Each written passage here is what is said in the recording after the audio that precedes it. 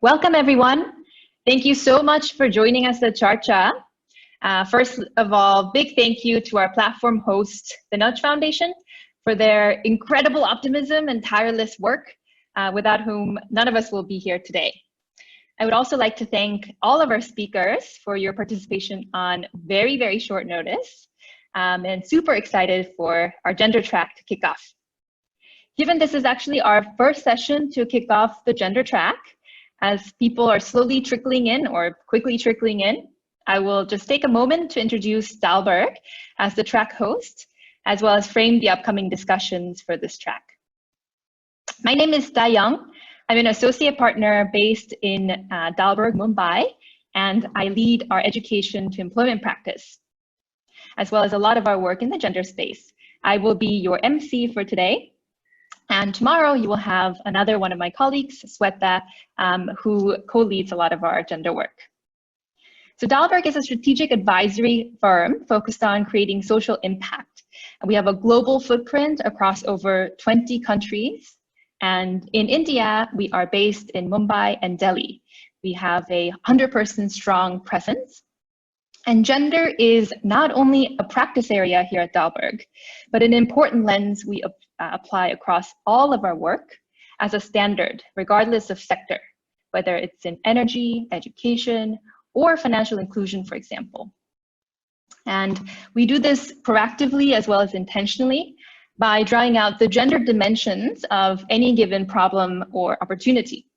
And we develop solutions that take into account the realities and needs of people of all gendered identities. And we really got excited for this opportunity to host this track because we recognized that COVID has been presenting a huge threat to set back a ton of progress we've made as society to improving the lives of women and girls. But we also saw there is a glimmer of hope and an opportunity perhaps to reset some norms and rebuild for a stronger and more gender equal world. So we have organized this track really to explore the various dimensions and ways in which the lives of women and girls are threatened by COVID, and exchange ideas on how to come out of this crisis while building for greater resilience going forward. Now, history has told us that unless we take urgent action now, COVID could have disastrous and really long-lasting impact on the lives of women and girls. For example, the Ebola crisis in West Africa has shown that it took women much longer to return to pre-Ebola income levels than men, and a lot more girls permanently dropped out of schools than boys at the end of the epidemic. And so we've structured this conversation into 6 discussions as well as 2 keynote addresses covering a wide variety of topics. We'll start the session very shortly by exploring how to take a gender lens to policy response. Then we'll move on to preventing gender-based violence amidst COVID and investing in girls as well as in their education. Tomorrow, we're going to pick up this conversation by opening on how to empower women in the workplace in this environment, protecting children from abuse, and finally, engaging men and boys in this important conversation. And we're really thankful also to the Nudge Foundation, who has curated 2 incredibly inspiring Josh Talks, which we will share shortly. So without taking much more of your time, I would now like to introduce you to our moderator for the very first session, Sarah Jacob. Many of you may know her from We the People. Sarah is a renowned journalist and anchor at NDTV. She covers current events and social issues, and we're really delighted to have her kick off the dialogue on redrawing priorities. How can policymakers better respond to meet the needs of women? For really a country of this scale, to make any big change, we need to move policy. And we are thrilled today to have 2 very esteemed speakers with deep experience in shaping policy. Trisha Shetty is an Indian social activist and lawyer. She started She Says, a nonprofit organization working for gender equality through youth and civic society engagement. She Says successfully lobbied the Indian government to make sanitary napkins tax-free. We also have Nishtha Sathyam, who is the youngest woman to represent UN Women among 193 countries.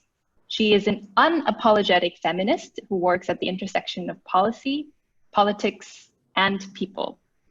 She's also a trained economist and a policy expert with a focus on applied macroeconomics and fiscal policy. She's a fierce advocate of mainstreaming women across the marketplace, the workplace, and the community. So really excited for this discussion, and handing it over to you without further ado, Sarah.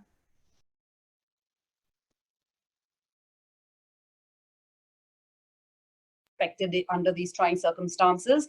Hello to everyone who's joining us online. Let's begin quickly. You know, governments are facing a huge challenge in managing the crisis caused by COVID-19, by this pandemic, and there are different groups that are in urgent need of support, not in the least the elderly, who we know are the most vulnerable or most likely to succumb to the virus because of the preconditions, medical preconditions. But as governments look to constructing their policy responses, why is it crucial, or is it crucial that they do not ignore the impact that this crisis can, is, and will have on women? That's what we're here to discuss. So first, to set up the discussion, Nishtha and Trisha, let me first just establish that we do have a crisis at hand, which, if so, then it would make it imperative that when formulating policy, governments and their responses really to this crisis, it's crucial that governments do not ignore the impact that this crisis will have on women. So Nishtha, let me start with you. Would it be fair to say, can I make a blanket statement really by saying that this pandemic amplifies the disadvantages that women already face every day in our lives before COVID? And are women more exposed to the anticipated fallout of this pandemic?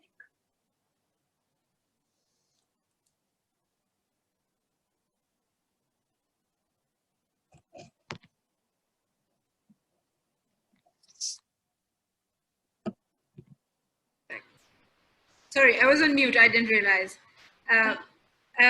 Well, thanks, Sarah. Thanks for asking me the question. I'm really glad to be here, and I'm really glad that we're talking about gender. This is one of those situations where I think it's absolutely okay. In fact, it is a blanket statement that we should be making, and that statement applies to all forms of marginalization. Of course, the largest constituencies of marginalized people is women, who remain at the fringe of the economy, who remain at the fringe in policy making. And absolutely, there is no doubt, even as a result of studying pandemics before this, there's no doubt that a situation like this multiplies, compounds the struggles that women face and pushes them even to the margin. And in all ways, socioeconomically, in terms of access to jobs, in terms of access to health, in terms of access to well-being in general. So yes, to answer your question, it does push them further back from where they were. In fact, it reverses, and it stands the chance to reverse a large number of gains that we thought we had made in terms of gender equality. Yeah. So for those two reasons, I think it's very important to intentionalize and to articulate very clearly in our response to COVID the need for women to be at the center of policy making. One, because it impacts them more. Two, because they are greater change agents that ensure that the change that we will see or are hoping to make is more sustainable and is irreversible. Well, I don't want to, at the risk of, not dumbing this down, but there are many people who may be joining in on this conversation let's just try and give them the basics. Like, I'm just trying to understand, first and foremost, simply, what does this mean for women both under lockdown and in a post-lockdown, post-COVID life, right? Because first and foremost, just look at the simple things like work, because many women are primary caregivers, and with schools closed, for example, women are already finding it hard to work. Can you just give us some examples for the rest of the audience who may not have the kind of exposure that you have in the work that you do in creating policy and seeing the impact of policy on the ground? Either you or Trisha, how does this really affect women more than men? It affects women much more than men, because women are at the margins of the economy. But what does that exactly mean, right? I mean, let's, for example, take healthcare, right? So we all know that 70% of the global workforce of healthcare professionals are women. So they're exponentially more exposed to the virus than men are. Two, women for a very long time have been economic migrants, which means that there are a large number of women who don't get the security that men get at their workplaces, either in terms of contracts, modalities, or even the nature of work. We know that historically women have been paid much lesser than men. I mean, the global pay gap exists anywhere between 16 to 70%, the average being about 35% for men and women, for women. And a situation like this threatens them in more ways than one.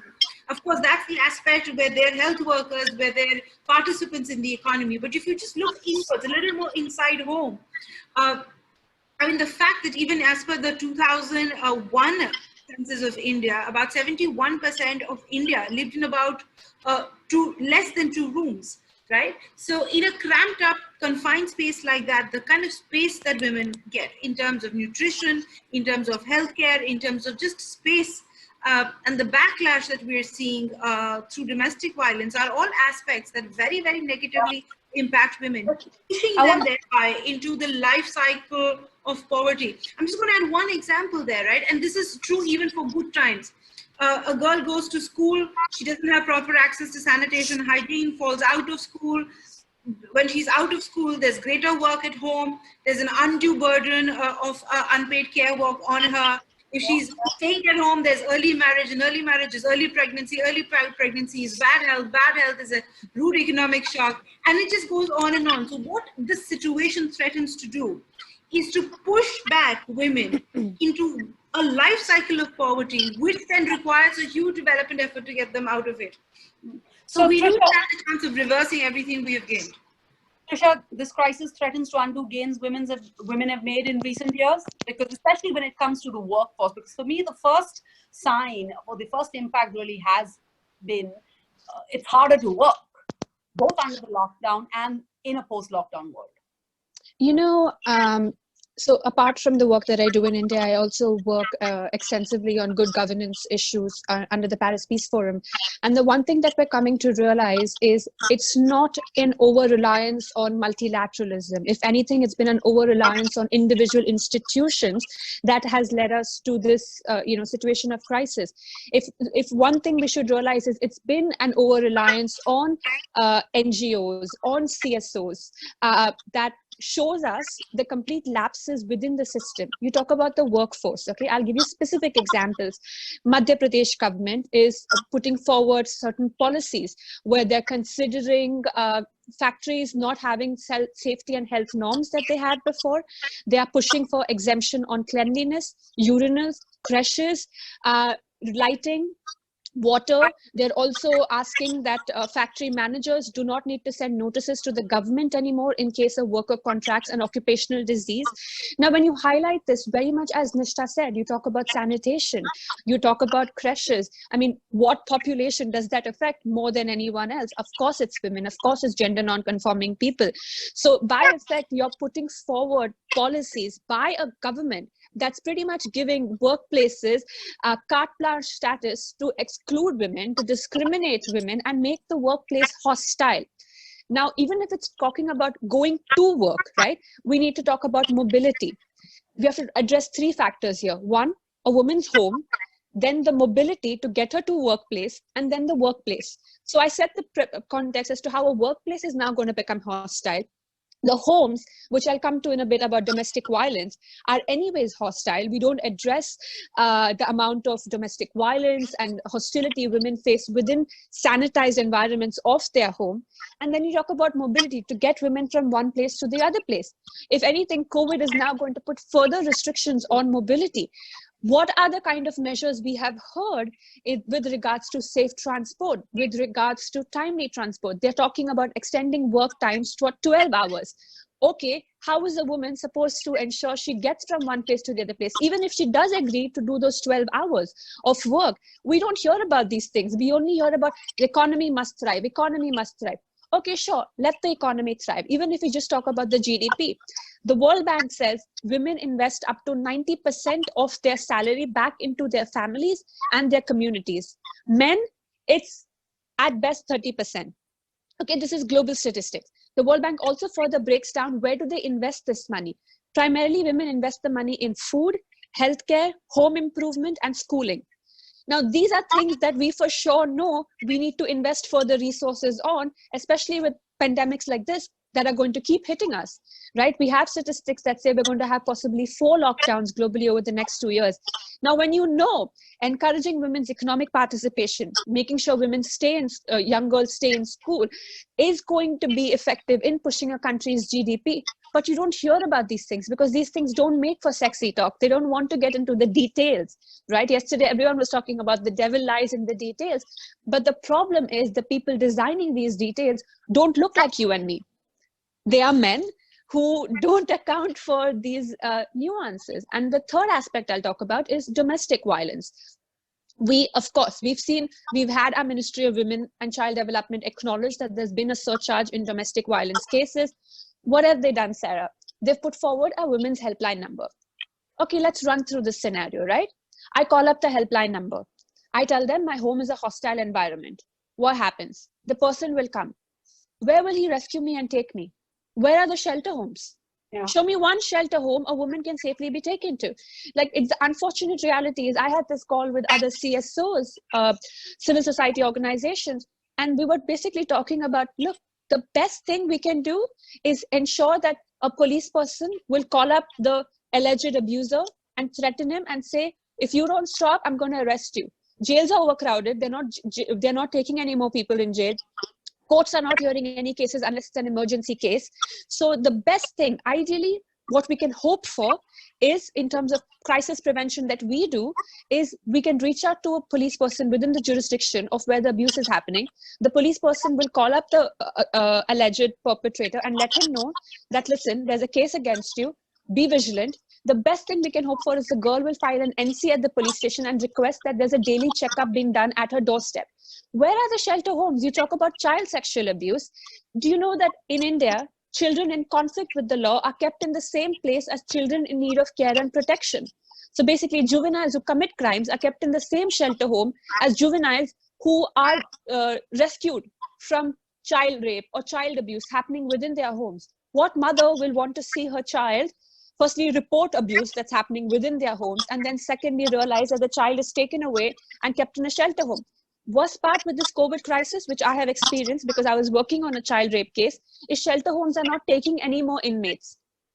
And I'm using the word inmates because children are being treated as criminals, because they're saying we don't want an outbreak happening inside our homes. So they're sending people back. So if anything, this is a complete deficiency within the system. And, you know, it's difficult, I understand. I'll quickly summate with saying what France did. France has a really high rate of domestic violence, of IPV, intimate partner violence. And what they have done is they don't have a cookie cutter solution. But one thing that has helped is them telling people that if you're being subject to domestic violence, you are allowed to go out and exit from that space and go stay at a friend's. They have come up with unique alternate shelter homes that people can have access to, which has seen women feel safer and feel like they have a sort of rescue button that they can touch and be mentally stronger. And I think it's prudent to highlight that domestic violence or caregivers addressing domestic violence have not been highlighted as essential service providers during COVID. Yeah. So what you're pointing out here is that in France, the government has basically acknowledged, at least, that women bear the brunt of the unintended impact of the state policy, just as we've had here in India, the decision to open up liquor stores. Was it even factored in that there are already rising cases of domestic violence, and what will this mean for families going forward as well? Under a lockdown, you are opening up liquor stores. So, Nishtha, then let me ask you, is this also because, or is this an outcome of the fact that we don't have that many women in roles of leadership? I think you're muted. Sorry. Well, I think, there are two sides to the theory, right? One, is it because, I mean, are we not thinking of women because we don't have enough women in decision making? Well, yeah, I think to a large extent that's true, because where you see women in power dealing with the crisis, you do see women bringing into perspective the variance of life itself, right? To not be thinking of anybody's life in silos. So I do think that that one big part of this is having women in decision-making positions and reflect and kind of bring the diversity on thinking in policy making. However, the reverse, which essentially may or may not be true, it doesn't guarantee us that should there be more women in decision making, women will be prioritized, because we've also not seen that happen in some of the spaces. But that's no reason to keep women out of decision making. I think a very, very big point here, and I think something that's extremely noteworthy in how countries have responded, is the fact that the 6 countries that have done extremely well in coping with the pandemic, responding to it, are led by women. So yes, I think diversity in thinking, in decision making, has to reflect, and that's definitely just as we see of the Constitution. in states where big decisions have been taken on abortion, the legislature has comprised basically of men. So is that okay? Is really the question we're asking. But Trisha, your organization, and you touched upon this a little bit, works with issues of sanitation, right? And looking at sanitation through a gender-sensitive lens. And I've been seeing actually reports in the press about how even ration is patriarchal now, right? Because periods don't stop during a lockdown, but there are so many reports of young women in rural areas of the country who are not being able to access sanitary pads right now under this lockdown. So, look, in India, we have only 12% of women that have access to sanitary products. When we did an audit, we looked at the current system, and we put forward several RTIs, Right to Information Act, and it was daunting because there are many villages that don't even have any sort of menstrual hygiene products being sold in the first place. So, on one side, I hear this section of society talk about we need to move towards biodegradable sanitary napkins. We need to move towards, cups. We need to stay away from environmentally harmful products. But the truth is, where are these biodegradable cups being sold? Mostly online. In India, only 27% of women have access to the internet. Right. And this is something Nishtha was talking about yesterday when we had our briefing call. So it's like highlighting a problem without providing guaranteed access to solutions. Right. And even if you talk about basic sanitary napkins or pads, they come and they'll give it to you. It's not something that comes like every Diwali or every birthday that I can come drop off a hamper package to you and be like, see you later. I hope this gets you through, the year. It's our biological function that, you need every approximately 3 odd weeks, right? So it's a sustained cost. That means if the government is providing that, you need to make sure it's a sustained product being provided to women. Even in schools and colleges, the government is quick to say, we have installed sanitary napkins. Where are the incinerators to dispose these sanitary napkins? Do you know how these sanitary napkins are actually given at low cost? They issue tenders. And ask private companies to bid for it. There is zero transparency when it comes to how these tenders are issued, how these tenders are distributed. If you actually look down at the breakdown of numbers of how much money, how many crores are actually going per state, it's an abysmal amount. And this is all before COVID. It's, and you see these ration cards being given out. You're right. Where do you see sanitary napkins? I've been part of, Maharashtra relief work. It's been customized. So someone will get up and say, okay, this woman needs access to milk powder. I've heard a lot of conversations happening about milk powder, women needing to breastfeed their children. But trust me, till date, I've not heard one entity on ground come forth and say, we need sanitary napkins, that's the need. Because people are even feeling shy to ask about it. It's not that there is no need for it. It's people, it's CSOs, it's organizations being proactive and saying, okay, we need to kind of distribute these BMC, these sanitary napkins. There are conversations happening where the BMC is saying, yeah, we're willing to distribute sanitary napkins, but we don't know where to distribute the sanitary napkins. So, find a woman, find a household, forget find a woman, find a household. That's where you distribute sanitary napkins. If you're distributing dal, chawal, distribute sanitary napkins or biodegradable products. But it just goes to, again, show you that not only are we treating, if anything, I think it's come to light how little we value the poor in our country. And then as a subset of that, it's how little we even give regard to women and their needs. So it's a complete hierarchy of oppression where we come at the bottommost of pillar of it. And the second you start working on ground, the only thing we can do is, we shouldn't, and I'll tell you this as someone who runs an NGO, I should not be so effective that I replace the need for the government intervention. Correct. My job is to not replace state or center apparatus.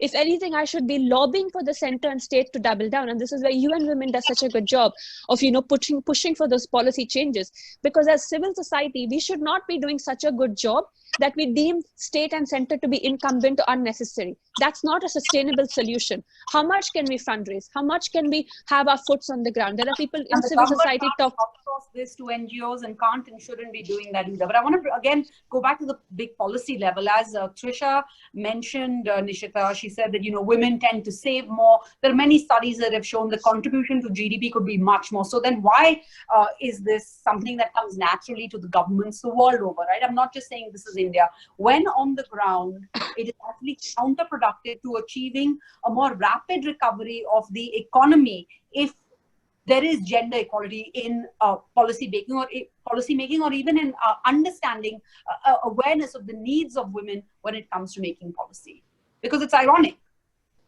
It is paradoxical. It is ironic, and well, I think it's a question that we should ask ourselves even in good times, leave alone in troubled times, which is, if gender equality is good for everybody, then what is the problem? How is it that the markets aren't working for it? How is it that policymakers don't understand it? Why is it still a matter of advocacy? Why does it still remain to be pushed? And I think one of the things that we must confront ourselves with is gender equality is about equality. And equality is not very comforting to anybody who owns power, who has the power, because it's about bringing everybody else to the same level. So the redistribution of power is actually a very, very uncomfortable process. I think it is easier to maintain the power dynamics of a household than challenge it in center stage women. Because the moment we do that, we see a backlash, right? I mean, even for example, a lot of us who work on economic autonomy do realize that the moment a woman gains economic autonomy, there is immediate backlash from the household itself. So yes, it is an uncomfortable process. Equality in itself is an uncomfortable process because it's easier to keep hierarchies and run them, and there is somebody who benefits out of running that hierarchy. So this benefits all, but why isn't it done? I think that's quite the one thing that I have always come up with is because the redistribution of power is difficult.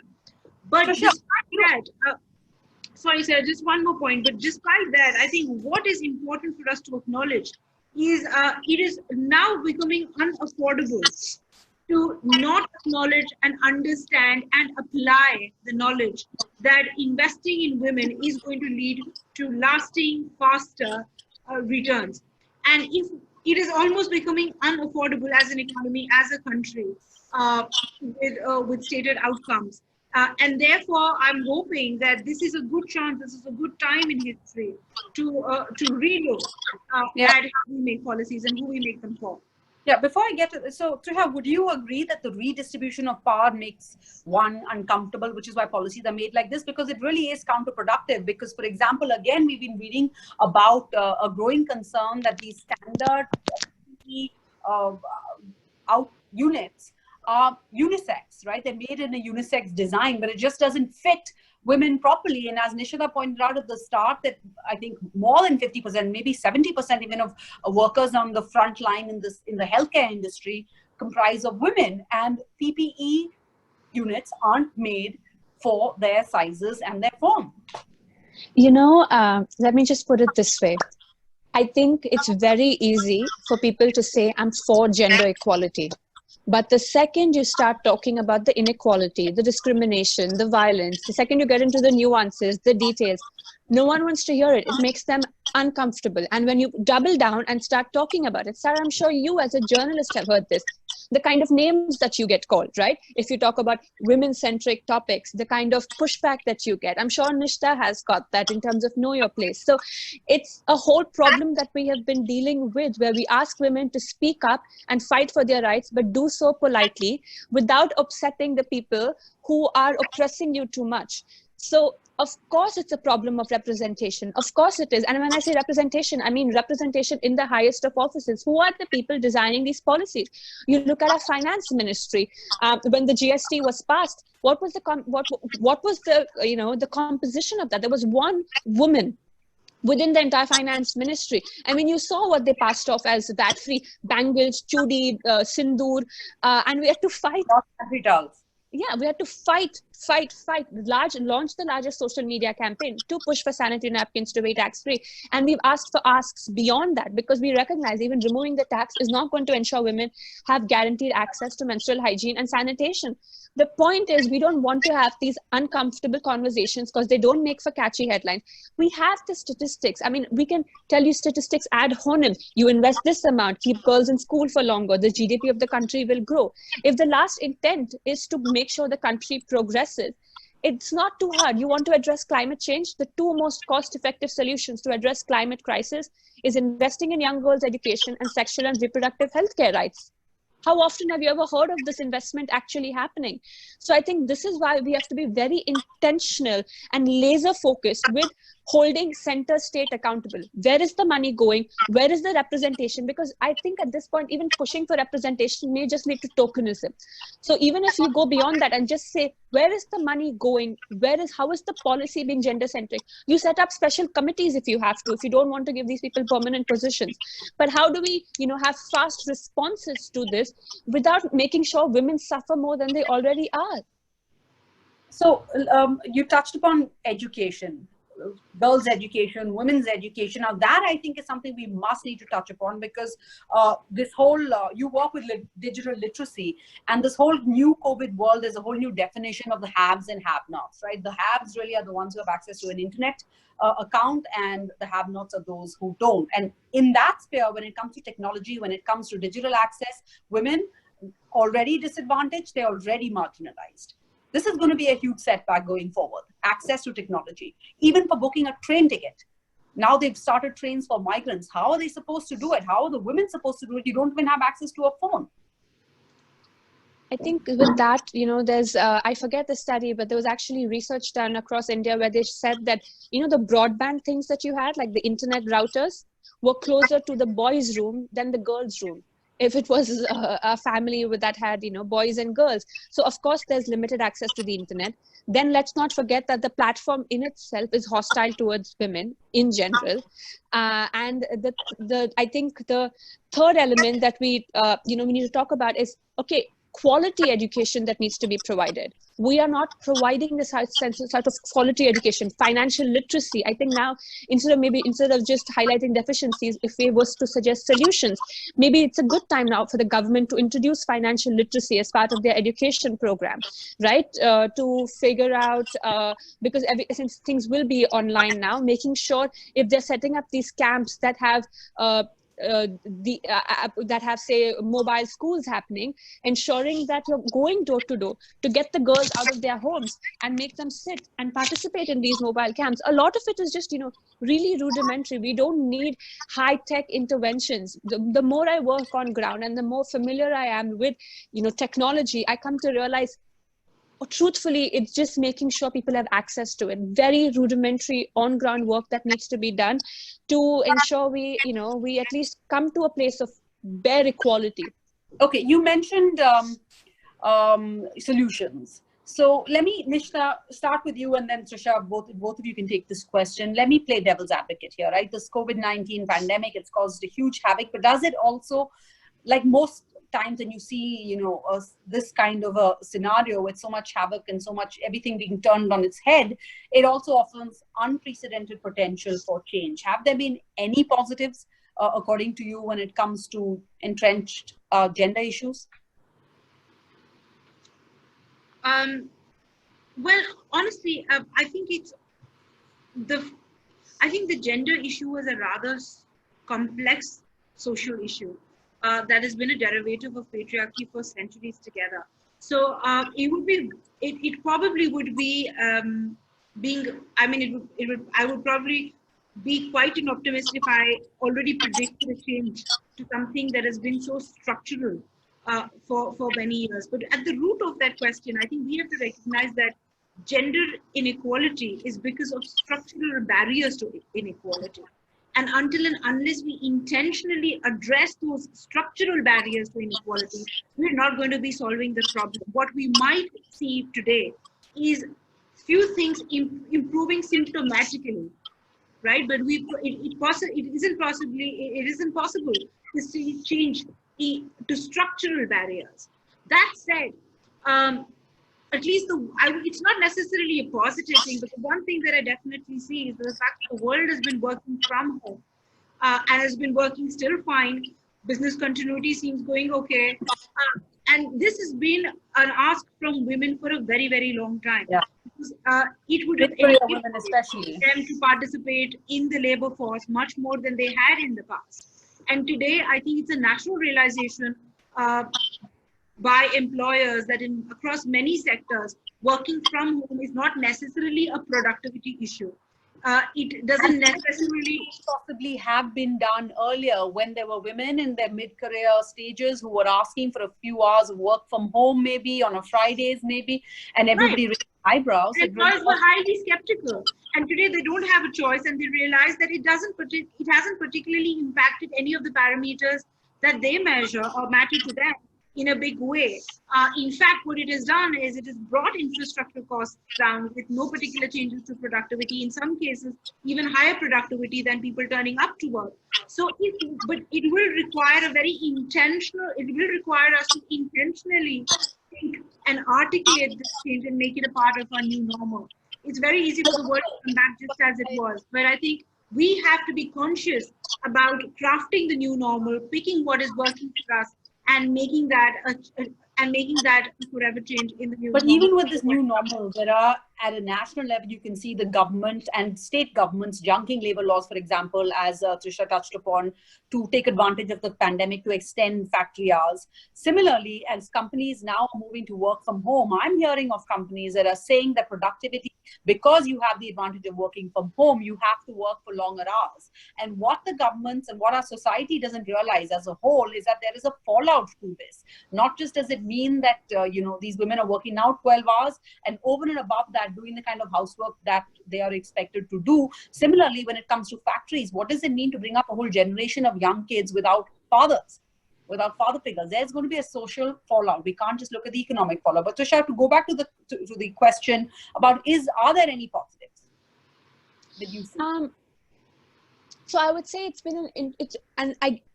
been interesting to see how different classes of society have been responding to the crisis. So you can see the people who have access to social media, the middle class, the upper middle class, family structures kind of rediscovering what family structure could look like, right? So you are seeing an increased participation of different family members within the family, kind of unlearning behaviors, having these jhadu katka competitions.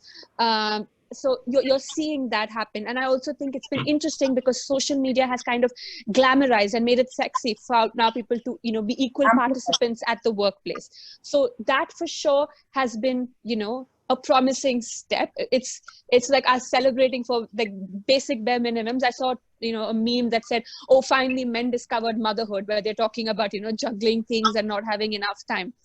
But it's also interesting in terms of the, the workforce, the frontline workers, the nurses, the police women who are, putting on the uniform and working like ungodly hours. And I think there it's, the positive when you're driving down a road and you see, a group of police women sitting there serving, doing their duty at par with men. When you're seeing BMC workers who are women, because we were providing PPE equipment to them, so you could see BMC workers. When you see nurses, on the front lines doing so much of the work. I think we need to really hear, beyond the claps, which of course I'm guessing may be good for their morale, but we need to be deliberate in terms of acknowledging the work that the women here have done, serving as frontline warriors. Because I do believe the more we acknowledge them, and when I say deliberate, it's because their work doesn't just start and stop at the hospital or at the, after doing the karamchari work on the ground of sanitation work. They then, as we know, women have additional onus of domestic work. They then have to go back, take care of their family. There's also the isolation that they're forced to be subject to. So I think here, if we're deliberate in terms of recognizing the added burden that women have taken on by themselves, and are showing the kind of leadership that they have, and start acknowledging this leadership as a government, as society, by ourselves, if we start acknowledging these kind of grassroots leadership. Because this is why I think Nishtha and I'm speaking on Nishtha's behalf, forgive me, but kind of took a front at the question of how can we empower women. No, there's a lot of mobilization happening. We just need to put a spotlight and recognize it and be deliberate in saying this is leadership. And if you double down and invest more on this is how we can ensure we are more equipped to deal with further pandemics, which we know will hit us, with climate crisis, which we know will hit us. So I say those are the solutions I want to highlight, the work already being done by women and kind of celebrating their leadership and pushing for more of that and pushing for money. I'll always come back to this. Push for monetary investment and policies that will, effectively help women. Well, I think maybe we should try and take some questions if there are any questions coming in. Meanwhile, I do want to add, I know it's just maybe a small minority, but it's the habit of mine being a TV journalist to try and end on a positive note. Something that's been very endearing for me is meeting at least two couples, young couples, married, no kids, who chose to, at the start of the lockdown, split up and go stay in their own homes because they both believed that even the wife needed to look after her aging parents and not that she would be with the husband. So I thought that was fantastic, and it shows that change of course is slow, and this may be just a microcosm of what's happening across the India, but even one couple or two couples that I know of, I think is great. Diane, do we have any questions or from the audience? How do we do this? Audience question. What are the best ways to bring women's issues in critical notice to the policymakers? What kind of means, apart from protests and petitions, have worked in the past, especially during a crisis? Trisha, do you want to start, and I'll just skim through these questions? We have quite a few. So if you have let me just make it so simple. If you have a phone, get a Twitter account, go tweet at the Minister of Finance, go tweet at your minister, go tweet at your Home Minister, go tweet at your Chief Minister. Make loud noise. What is the best way to get leaders' attention? You make loud noise. Look, leadership is weak. They very hardly lead. They follow in the direction of what the mass opinion is. So here we have to push for our voices to be loud and amplified. So make a loud noise about it. Ask, where is the money going? Demand better from the Madhya Pradesh government. People have been criticizing them. So push back against the discrimination that we can already anticipate happening. Make loud noise about it and demand for better. Use your social media to amplify these messages. Sitting at home, take 5 minutes out, understand how these policies are going to negatively affect women. Have this conversation with the women in your household. I think so often we forget to have, a lot of these conversations that we're talking about. It's coming from this experience, comes from having honest conversations with women around me. I am all of 30. I've worked on ground for all of 5 to 6 years. But if I can affirmatively say these things need to be pushed up to the highest offices, it's not because I'm the smartest person in the room. I'm just having conversations and I have my ear to the ground. So that's what everyone can do, and make loud noise about it. Make a noise. All right. That was Surbhi Yadav who asked that question. Mahesh Dodi Srinivas asks, so how has COVID-19 changed gender equations? What has changed suddenly? Anishita, she asks, how do you think remote working or the work from home model will work with a semi-urban or rural women? Well, say that again. Sorry, I can't see the question on the screen. How do you think remote working or the work from home model will work with semi-urban or rural women? Well, honestly, let me answer the first part of the question, which is how has COVID changed gender equations? Well, I don't think it has changed gender equations, and I don't think even that the change is sudden. What it has done is it has amplified the gap between men and women, their access, their voice, their choice and agency. So it didn't happen overnight. I think it has just brought to fore the issues that were under the carpet, some of them, and some of the issues that we were talking about have now just become mass issues, which were really a fringe conversation before this. How do we think the work from home model will work for semi-urban or rural audiences? I think honestly, it is not so much a matter of the kind or part of the society that you're talking about. I think these could be sectoral conversations. We have to be talking about how these models work for manufacturing. How will this model work for anything else? But you'd be surprised that a large part of rural India constitutes of home-based workers. But a lot of work is done from the space of a home. Women are paid, for example, particularly if I have to just take the example of the textile industry. Women do take back work to their homes, complete working on that piece, and are either paid by the number of pieces they churn. So that is a work from home model. In fact, there's a lot for urban India to learn from the others. So I think it would work fine, and it has been a long call for women across sectors, and a big ask always that has been put on the table in front of governments, in front of employers, as one thing that will change women's lives and help them to participate more in the labor force. So I'm assuming that the natural realization that it is not a productivity barrier will seep in and will take the face of an actual model. And I'm hoping to see some of that. Okay, Dan, do we have any more questions? Otherwise, Trisha and Nishtha, just to close up, okay, how do we ensure that there are more women in leadership positions? What are the panelists' view on the idea of reservation for women? Okay, let's quickly take that, and then I'm going to close up. Well, I'll go first on that, if it's okay with Trisha. Of course. Sure. Okay. So I am a big advocate of reservations, you see, because merit is a conversation that you have between equals. And I don't think the starting point for men and women is the same. So meritocracy is not a conversation, is not a parameter that you talk about when you're not talking about two equal constituencies. So I am a big advocate of reservation. How has reservation for women helped us? I think India has the greatest example of getting women in grassroots politics through the 73rd and 74th Amendment. And it is actually a world-class example where India is home to more women in grassroots politics than anywhere else in the world. And today, the entire system of local governance, which is how 80% of India plans and spends and consumes, is influenced by women and their perspectives. And to me, that's one example where a reservation over a period of time has actually changed has expanded choices and spaces for women to express their voices. And I think that's a huge change in a country in the way it governs itself. So based on that, I do think that a reservation could be a good tool to look at more women in leadership positions until and unless we don't solve structural barriers to inequality. Okay, any other questions? Otherwise, Trisha, you wanted to add something?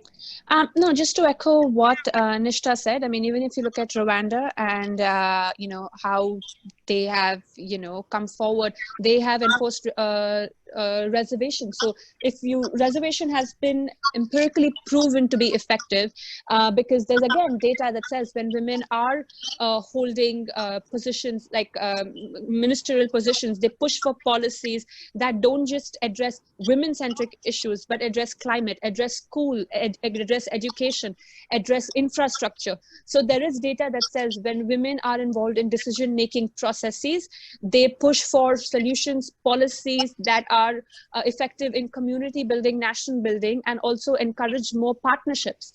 So we have that data. We also know the laziness where we've not seen representation.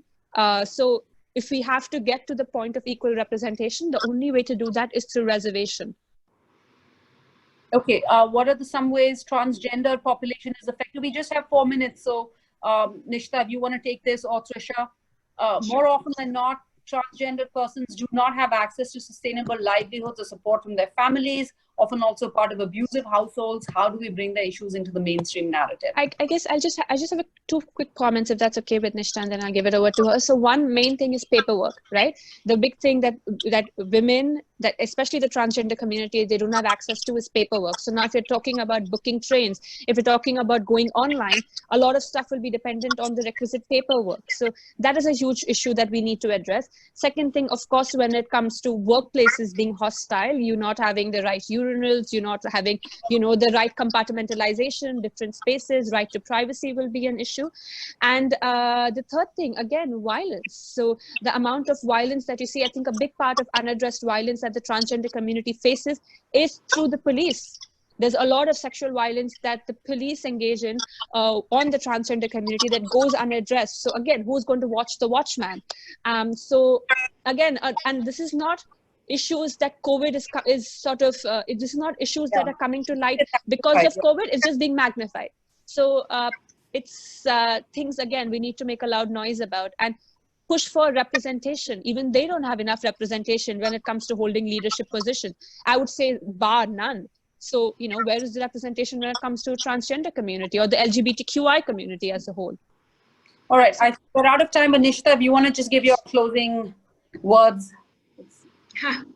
Well, my only closing words are that I'm glad that we had this conversation. I'm glad that we're talking about gender issues, and I hope that each one of us have a sphere of influence. Sarah, you as a journalist, me as someone who works for the UN, and Trisha, and each one of us have a sphere of influence. And I think it's very, very important to exercise that voice in our sphere of influence and make this a talking point in our circles, whether it's with policymakers or not, but make this a talking point. And it's very important. I'm glad the question on transgenders was asked, because we need to think about those who are already marginalized at the margins of the society, including disabled, including sex workers. I mean, it's a conversation that I haven't had with anybody despite working for the issue.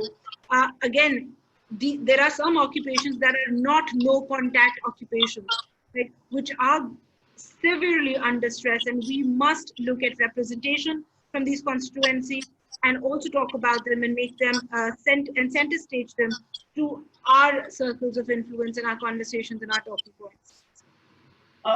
Thank you, Trisha. Thank you, Nishtha. Thank you, Dalberg. I think we're all in agreement. Thank you for bringing up this issue, this topic. It's hugely important. Let's remember that many industries that have been affected and that are going to be affected in the long term are female-dominated industries, airlines, tourism, retail, garment manufacturing industry. So we're going to see the fallout of COVID on women for years, I would say. So thank you for bringing this up and giving us this platform to talk about it, because a lot of the headlines aren't about this issue. There's so much happening when it comes to COVID-19, the pandemic, the economy, that this somehow slips through the cracks. So we're glad that we could give it some of the prominence and importance that it really requires. Thank you both. Thanks, Nishtha.